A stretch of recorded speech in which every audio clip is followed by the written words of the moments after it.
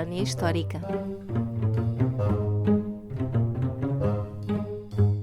Olá e bem-vindos ao episódio 2 desta Miscelânea Histórica.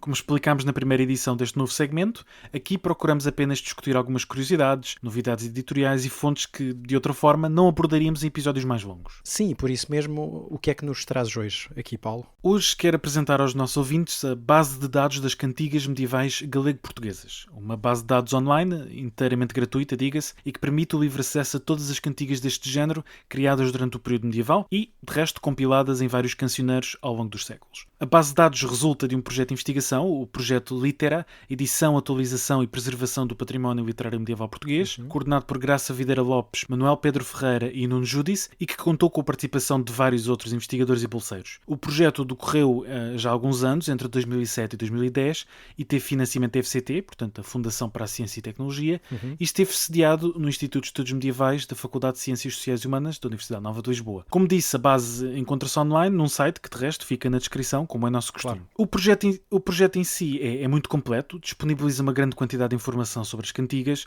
o contexto da sua produção, os trovadores responsáveis e por aí fora. Além das versões escritas das cantigas, dispomos também de algumas interpretações por parte de artistas como Dulce Pontes. Como nós procuramos manter o podcast aberto a todos os géneros de público, escolhi uma das cantigas, digamos assim, menos picantes. Cada um pode procurar à sua vontade outras, e há mesmo muitas, e com os temas mais variados como homossexualidade, adultério, traição, prostituição, doenças venéreas, enfim, um grande número de temas e quase sempre com uma linguagem muito colorida, digamos assim, e bastante própria da época. Aqui uma base de dados quase infinita onde nos podemos perder, está toda organizada, portanto, tematicamente, quer por temas, autores e enfim. Sim, exatamente, e vou aproveitar para citar aqui uma cantiga, novamente friso uma das menos picantes que encontrei, e que é do jogral Diego Peselho, que de resto sabemos pouco, mas que viveu no século XIII. E cito: "Meu senhor arcebispo, ando eu excomungado, porque fiz lealdade, enganou-me o pecado.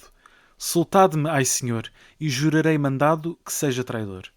Se traição fizesse, não vou-la diria, mas, pois fiz lealdade, véu por Santa Maria, soltade-me, ai senhor, e jurarei mandado que seja traidor.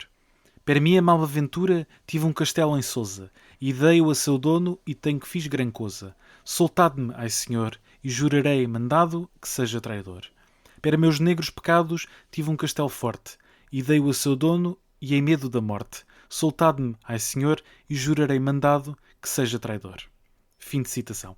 Portanto, disseste que é uma cantiga do século XIII, mas sabemos, portanto, o contexto e em si como é que surge. Sim, sabemos que é uma cantiga criada no contexto da Guerra Civil que resultou na deposição de Sancho II, na primeira metade do século XIII. E, portanto, esta cantiga é precisamente dedicada ao papel desempenhado pelo clero nessa crise. Daqui que o leal alcaide de Sousa, que o jogral refere, é excomungado pelo arcebispo, neste caso o arcebispo de Braga. E das cantigas, passamos para o teu tema, que eu sei que é uma exposição. Sim, realmente trago novamente uma exposição, tendo em conta que na nossa última miscelânea também falámos de uma exposição, neste caso no Museu Nacional de Arte Antiga.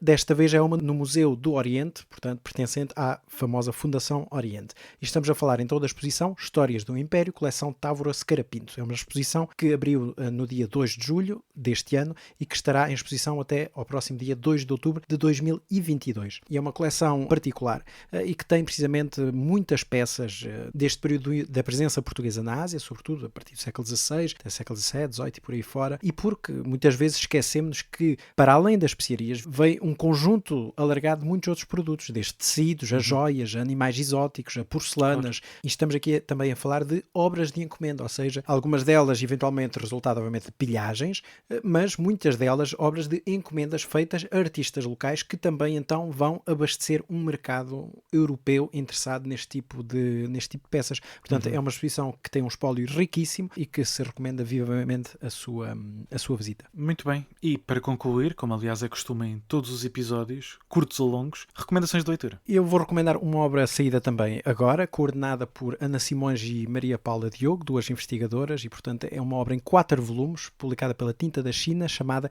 Ciência, Tecnologia e Medicina na Construção de Portugal. São 4 volumes, como eu disse, ou seja, seja, uma obra bastante grande, mas que uma obra muito inovadora sobre o contributo, precisamente, enfim, o título quase explica, não é? Ciência, Tecnologia e Medicina, então, na construção de Portugal. O primeiro volume tem como subtítulo Novos Horizontes, séculos XV a XVII. O segundo volume, Razão e Progresso, século XVIII. O terceiro volume, Identidade e Missão Civilizadora, entre aspas, século XIX. E então o quarto e último volume, Inovação e Contestação, século XIX. Portanto, é uma obra realmente de grande fôlego, mas que vem oferecer uma nova perspectiva sobre a história de Portugal, deste ponto de vista da história da ciência. Parece mesmo muito interessante. E o que é que nos trazes então? Bom, eu trago um livro sobre a dinastia Habsburgo, não é? Que também, como sabemos, também passou por Portugal nos séculos XVI e XVII.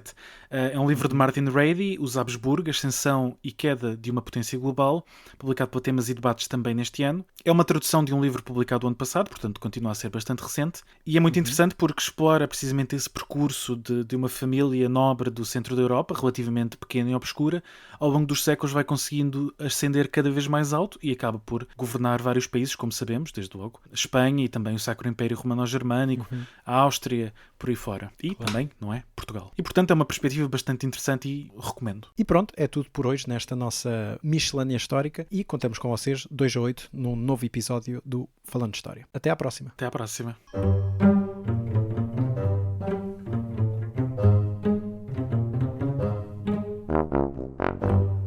Miscelânea Histórica.